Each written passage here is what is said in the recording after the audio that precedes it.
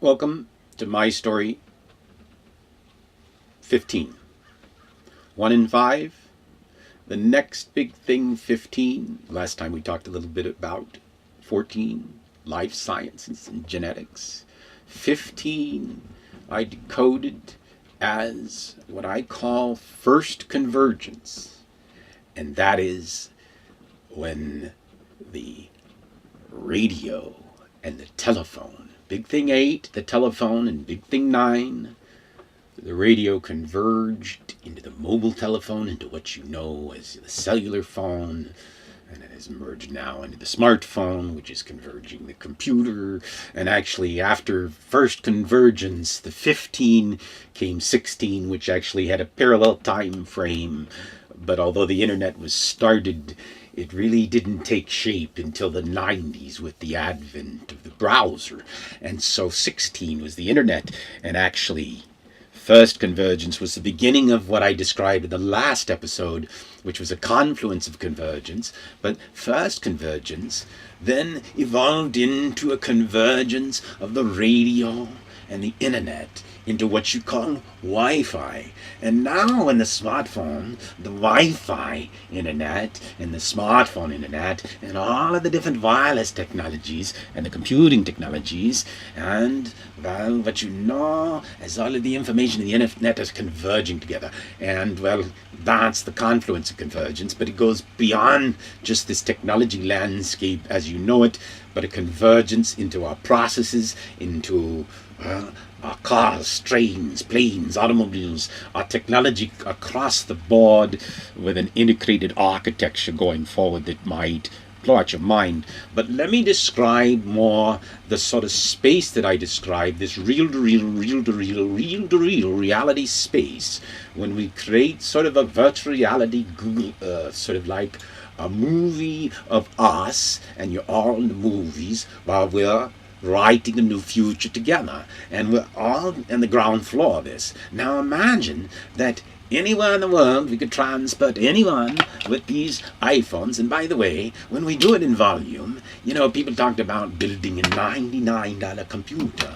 Why couldn't we build $99 less iPhones and build billions of them and provide everybody on the planet an iPhone, a path to knowledge, education, a path to connection, and, well, a path to world and global peace? But imagine the ability to take 1 billion or 2 billion people, no limit really, all over the world, and have them virtually come to the same place if you wanted. You could have a stadium, pick your favorite football stadium, your favorite place on the planet. You could you could bring them onto a field of dreams. You could bring them to some place in the Arctic Ocean on top of an ice cube or something. It doesn't really matter. You can put in virtual beaches on top of a nature scene. The point is, you can virtually bring in people. And, well, let's say you're sitting in a show, a game, you want to watch football or stuff, and in here you're watching in 3D. Well, you would be transplanted potentially, with your friends next to you potentially, to the best seats in the house. Now, let's see this. These are virtual seats. Now, so none of a sudden you got the best seats, so nobody else in the world can get the best seat. No, not true. 1 billion people can sit virtually right on top of you in those best seats, and they see the same thing you do. They don't see you sitting there because we filter you out, because we just can't have all those people sitting on top of you. It'll get a little crazy. Or maybe we'll run that program, but it'll get a little crazy. The point is, we can have a virtual perspective. You can be there while we're recreating in reality. You could be there. And, well, that changes the world as we know it. Because, see, okay, imagine this. We're running the world, and our enterprises are running boardrooms. Now, actually interesting, the boardroom we might have in the future might have physically people there, but also they might virtually be congregated in virtual circles and, well, virtualized. But, okay, so imagine a boardroom in whatever sector sector, or rather part of our global enterprise that we might be talking about, where anybody on Earth could come in and listen to what was going on.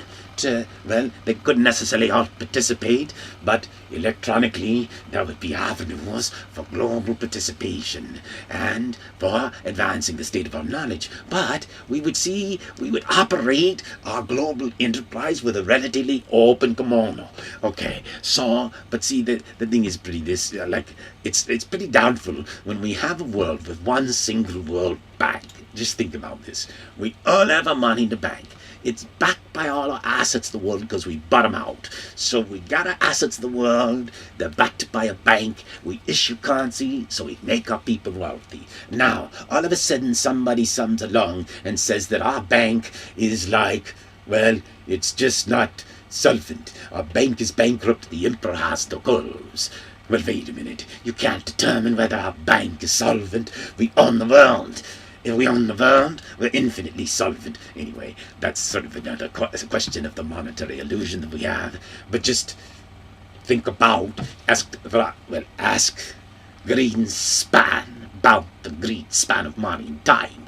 If we can print ultimately infinite money, if the world had a global currency backed by real assets that are owned and backed by it, what would be the limit to our printing a global reserve currency of our entire enterprise? And of course, we wouldn't want to go out of the world with it, but we could manage it to advance the money supply. Now, and just to give you my political standpoint, it's to put all the people around tables and limited enterprises. And I asked those libertarians many years ago, why would a libertarian ever need a party? Because, of course, a libertarian really doesn't need government. And if Ayn Rand had smart, instead of accepting a little government, she would just butt it out and say, listen, it's a lot cheaper for us to do what you should be doing. We'll do it for you. Just get out of the freaking way. But that's another story. But that's the story of how we could buy the world. Because if the wealthy and great minds of the world got together with all the people of the planet and brought the world a new future and just said, part of the deal is all the people in the world get a cut of the action just to get them out of the way so we can build a bigger enterprise. It would be greater for all of us. And so imagine that world sort of like an American Idol global world idol on steroids, where we're having contests in every village. Why would we have all these contests? Why would we be doing anything? Think about this. The show we'd be writing and the show we'd be creating would play as history for the next 50 years, the next 100 years. This wouldn't just go the way the black and white TV. This would be real reality as mankind advanced himself to the next level of his own existence. This is the ultimate reality movie of man, and as such, it probably would be content for 1,000 years. Or 1,000 years. That's like, do the math, it's 1,000,000. Or maybe 1,000, a billion years. How much money could we make on clicks over 1,000,000,000 years in a movie or the reality when we change our future and created a better new future together? And so, in this new reality, so that we have all these contests. And so when we make the poor richer, the rich still get the party because we buy them out, put them in the show, but then they're not talent. Come to our show. My vision is get out of your little TV channels and your little broadcast dues and get into a bigger the real good knows. So imagine, instead of fighting it out on your channels in Hollywood, you have your Jay Leno's, your Gormans, your new guys, I don't know, those news guys, those news guys you got. Anyway, you have all of your talk show guys at the same party, and they have little places that talking to each other, talking to themselves, and people can come from all over the world and watch and move around and watch without disturbing the people, because they're often like the virtual domain, they don't even see it. But they're in the talk show, they're in the movie, they're watching the real show, and it's not happening on little sets. It's happening, well, in a big Playboy mansion with morality, of course, because of course, well, hopefully we'd have ones that are rated G, okay, or PG, or whatever. But imagine the minds that might be going when we get our scientists together with, well, our actors and our crazy people together with our sane people.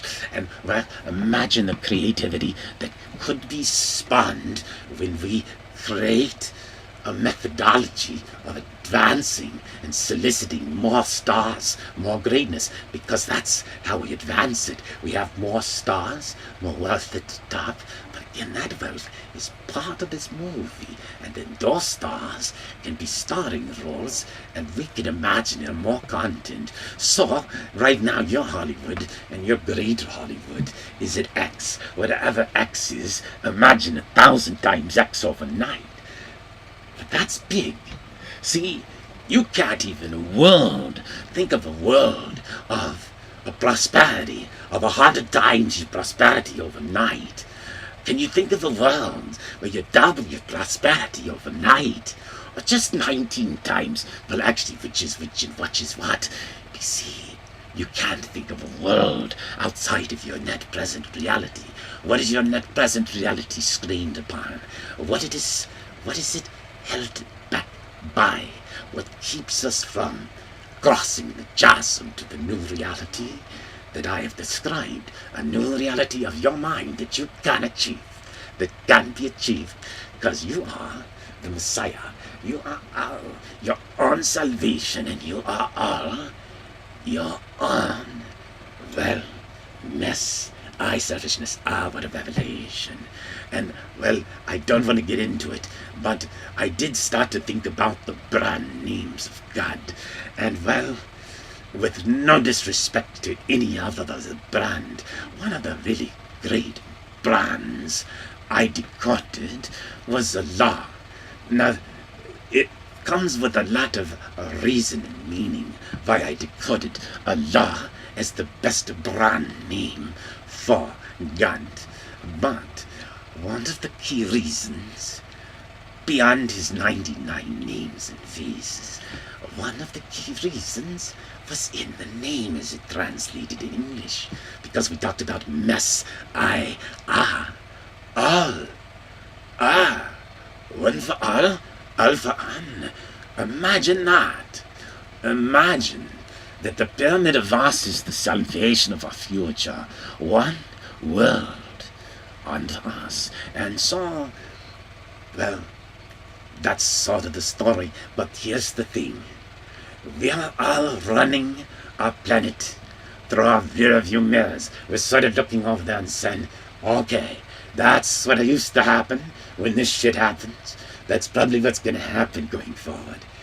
You can't possibly run a world in today with things changing at a rate of change, when 1/3 of all the next big things of history have occurred within our present lifetimes. You cannot possibly run a future vision through your rear view. You must turn it forward. You must be able to peek around to your forward view. You must achieve the radioactive mind, to think beyond the bounds of the constraints of reality as you know it. You must be on the boxes and the paradigms and paradoxes that entrapped you in what your net present view of our own reality is, what your net present view of your future is. The question is, can we create a far better future together, and how would we do it? And that's a movie that could be written. And I wrote the story in 2005 and 6 about a revolution from the bottom to the top that took place in cyberspace. But this revolution cannot be achieved without the top, because we must win over the Atlas angels. But If we have all the people on the planet, we have them. So how do we win the Atlas Angels? Well, they have to win themselves and start looking not to their rear views, but turn it around. Look to the forward view to the future and calculate the value of justice and peace on earth and decode how to achieve it. Thank you, and we look forward to episode 16, the last of the next big things, the internet.